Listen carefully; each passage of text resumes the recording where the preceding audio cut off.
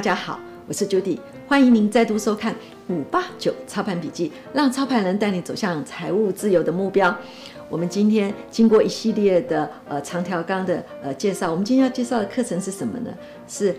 长条钢线材再做下去的螺丝螺帽业者。好，接下来我们请导播帮我们切下图卡的部分。好，那你说为什么我们会讲螺丝螺帽相关这个产业呢？大家可以知道吗？在几十年前的时候，台湾有螺丝螺帽王国的美誉之称。那现在情况是怎么样呢？让我们来看一下简报的部分哈。那之前我们曾经跟大家介绍过，就是在长条钢这个地方呢，它是可以经过高炉厂生产或者是电炉厂生产。那生产出来的时候，他们两个只是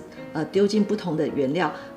高炉厂这个地方是以铁矿砂为主，那电炉炼钢这个地方是以废铁废钢为主。然后这两种生产方式都可以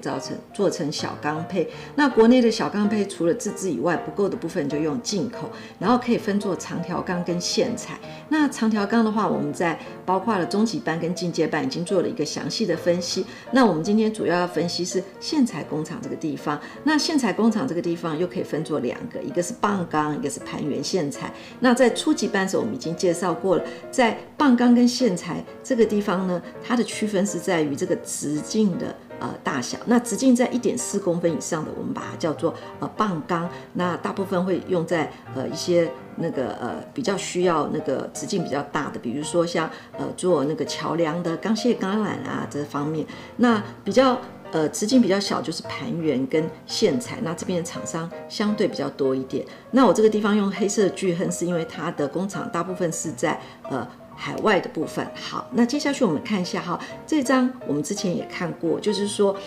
在整个长条钢线材工厂生产方式，它可以有棒钢，也可以有盘圆线材。棒钢就像我刚刚提的，它是最主要以公共工程为主，它可以做成一些钢线钢缆的部分哈。那在盘圆线材这个地方呢，它可以做成螺丝螺帽啊、手工锯机啊、机械啊、营件这些都可以。那我们今天主要讲的是螺丝螺帽。你说哇 ，Judy， 螺丝螺帽这边业者好多哦，当然我们没有办法一一介绍，所以我们选比较重要的、比较有潜力的跟大家来做一个介绍。那你说我紫色的部分是什么？紫色的部分就是说这些业者曾经挂牌，可是现在已经下市了哦，就是曾经做过这些产品。好，接下去我们来讲一下哈，在棒钢产业这个地方，虽然不是我们今天主要介绍，但是我们约略带一下，在棒钢产业这个地方呢，包括我们前面讲的，除了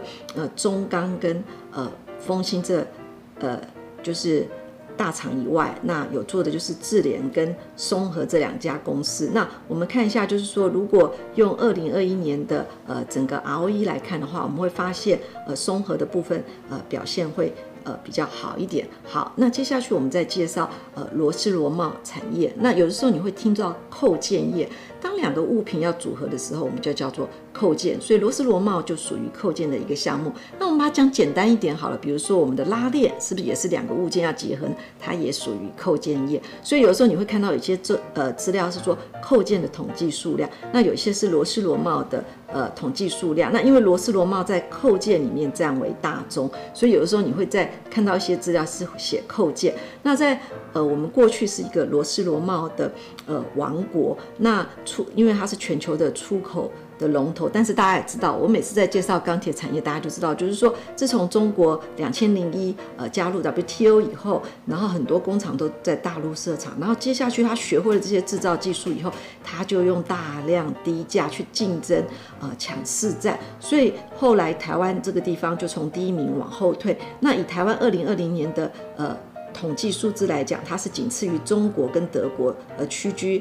那个全球第3位。那不过2022年的时候，欧盟已经对中国大陆已经课那个扣件的反倾销税，然后就让一些单子转回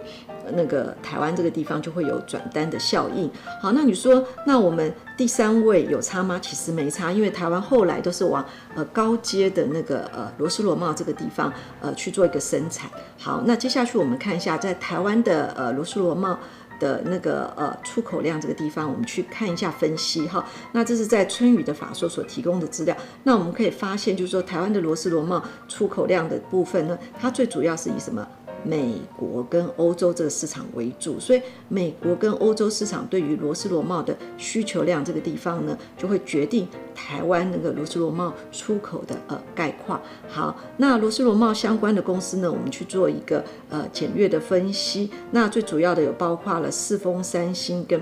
春雨这3家公司。那其中呢，就是说以三星这家公司呢，它虽然税后报酬率相对于其他3家表现起来不是最好的，可是你看它在税后净利的部分表现比较佳。那这家公司它最主要是以汽车的那个螺帽为主，所以它这个业绩来讲的话，这几年表现都不错。好，那接下去我们看一下，讲完了罗斯罗帽的那个产业的基本面，我们看一下技术面的方面。那技术面方面的时候，我们先提一下松和这家公司。松和这家公司呢，它本身有棒钢，也会有一些工程的钢线钢缆的部分，那也会有一些球化线材，所以它产品是比较分散的。那我们去看它1高、2高、3高，我们完全不看基本面，只看技术面，我们就知道这家公司怎么样。它的近年的获利应该是逐步往上做一个成长的动作，才会让它股价越走越高。那这次它回档有没有也是守住了1/2，好，所以大家就可以了解了。好，那这家部分介绍过以后，我们接下来看三星。三星它主要的那个原料就是盘圆，那主要供应商是中钢，然后接下去它生产的汽车用的螺丝螺帽为主，但是其中以螺帽的量比较大，所以是汽车里面螺帽最主要制造厂。那主要的客户都是以欧系以及美系的车厂为主，那外销比例高达90%，所以汇率的波动对于公司的毛利率影响是相对比较大，所以在这投资这家公司的时候要注意汇兑的变化。然后我们可以看到，就是说它近年来那个获利逐步成长，所以你看1高、2高、3高，那这次回档有没有又守住了1/2？像这种好的股票，相对于业绩比较好的股票，它回档的时候幅度都不会很深，所以这就是我常常跟大家讲的回档守住1/2的股票。那接下去呢，在攻击，当然4高这个地方要过高的几率就会比较高了。好，那接下去我们看下一档世丰。那世丰呢，它主要是从事那个建筑工程的那个螺丝螺帽为主，大概占了70%，还有户外的修缮的螺丝螺帽，就是 DIY 的部分，大概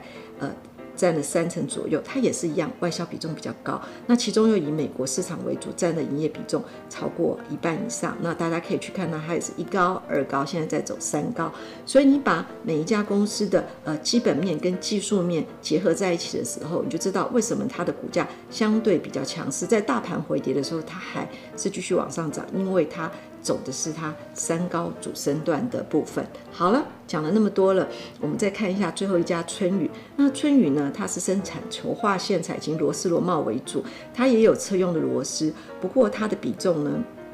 比较少，那个车厂部分大概是占10%到20%，其他领域就比较广泛，包括了建筑业、工业，还有轨道这个地方它都有进去。所以你看1高、2高、3高，然后回档这个地方，目前以目测来看也是守住了1/2。好啦，那我介绍了这么多家螺丝螺帽，让大家知道，即使在不景气或大盘回档的过程之中，他们还是守住了1/2。所以以技术面来讲的话，我们就可以知道，我们介绍这几档的股票，就是在线材的部分，那它回档都守住了1/2。接下去反弹的过程中呢，如果业绩好的就比较容易呈现成功上档 N 的攻击，如果说业绩平稳的话，它就比较容易成为正常 N， 就是走一个盘涨或一个盘整的阶段。OK， 听完我这边的介绍，大家都可以知道哈，我们为期1个月，然后特别去介绍呢所谓的那个在碳钢部分的长条钢的部分，相信不论是在那个调钢业，或者是在盘圆线材这些螺丝螺帽业这边，大家已经对他们的基本面有些约略的了解了。你以前可能从来没有去注意过它，那可是你仔细看我所分析的这几家公司。实际上，你如果做长期投资的话，它的报酬率都是呈现就是逐年上升的过程中。所以我们在选股票的过程中，只要找到一个产业前景 OK， 即使是平稳发展，只要业绩不断的往上涨的话，那股价也会不断的